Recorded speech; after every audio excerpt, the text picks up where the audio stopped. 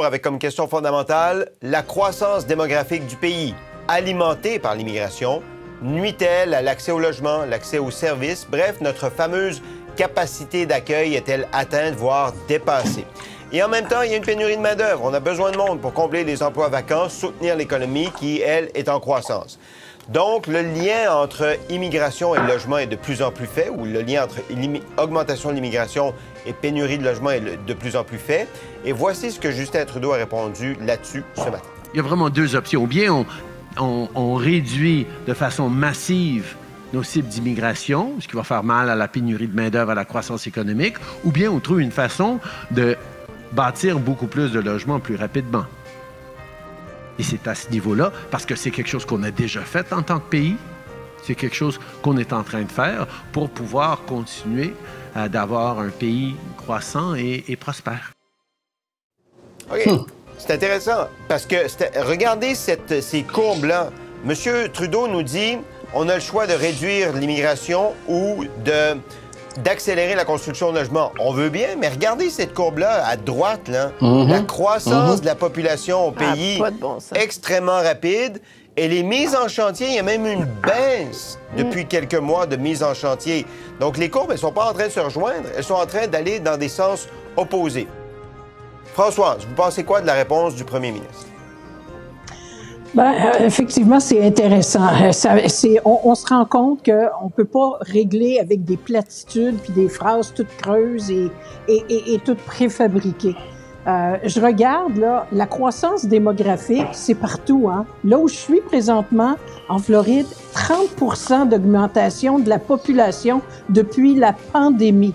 Devriez voir comment ça crée des booms de construction à droite et à gauche, mais les autoroutes viennent avec, les écoles poussent comme des champignons, les hôpitaux privés et autres poussent aussi.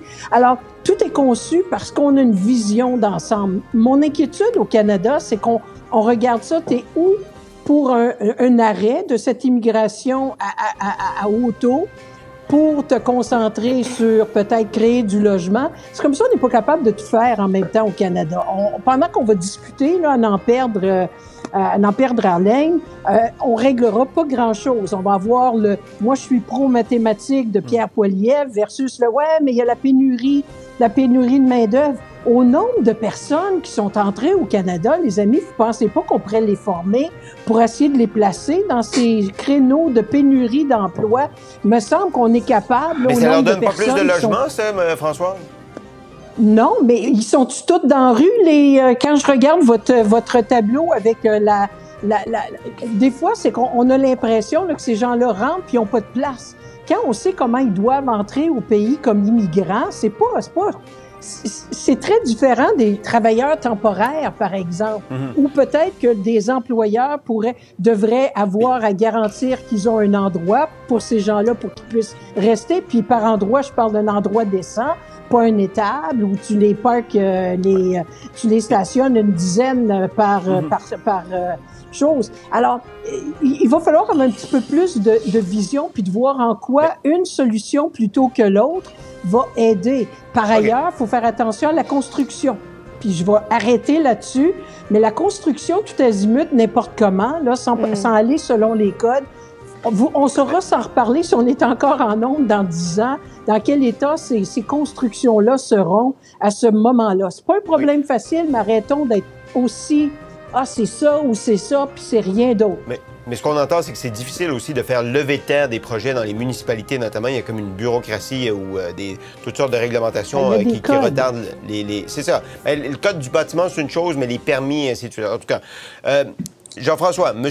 Trudeau a aussi dit là, à la Chambre de commerce, il y a 2 millions de travailleurs temporaires et il ciblait les étudiants en particulier qui sont rentrés au pays. Et ça, il va falloir peut-être faire quelque chose à ce sujet-là. Est-ce que vous êtes d'accord avec le premier ministre?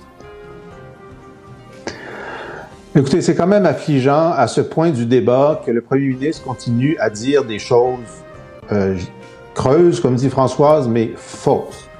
Il y a eu 1 million de nouveaux arrivants au Canada l'an dernier, presque autant l'année d'avant.